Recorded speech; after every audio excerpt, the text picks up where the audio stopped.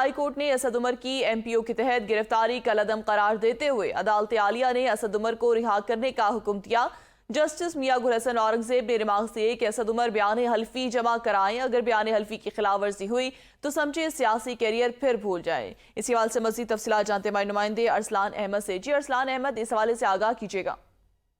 جی بالکل، اسلام آباد high court نے اسد عمر کی جو ایم پی او کے تحت گرفتاری تھی اسے کالعدم قرار دیا ہے، اور آج اسلام آباد ہائی کورٹ کے جسٹس میاں گل حسن اورنگزیب نے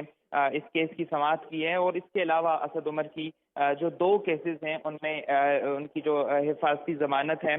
اس پہ بھی عدالت نے آج فیصلہ محفوظ کیا، اور اس کے ساتھ عدالت نے یہ احکامات جاری کیے ہیں کہ اسد عمر اپنا بیان حلفی جمع کروائیں۔ آج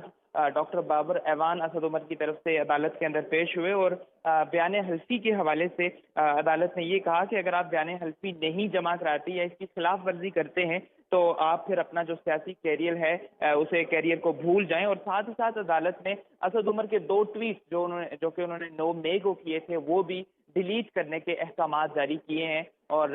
ڈاکٹر بابر ایوان نے رضامندی کا اظہار کیا، اور انہوں نے یہ کہا ہے کہ یہ جو ٹویٹس ہیں اسے بھی ڈیلیٹ کیا جائے گا اور بیان حلفی بھی جمع کرایا جائے گا، جبکہ جو دیگر مقدمات ان کے خلاف درج ہیں ان کی تفصیلات کی فراہمی کی جو درخواست ہے وہ بھی جمع کرائی گئی ہے، اور عدالت نے 2 کیسز کے اندر جس میں فیصلہ محفوظ کیا ہے جی اس پہ ڈاکٹر بابر ایوان کی طرف سے ضمانت کی درخواست کی گئی تھی۔ جی بہت شکریہ ارسلان احمد، ہمیں آگاہ کر رہے تھے۔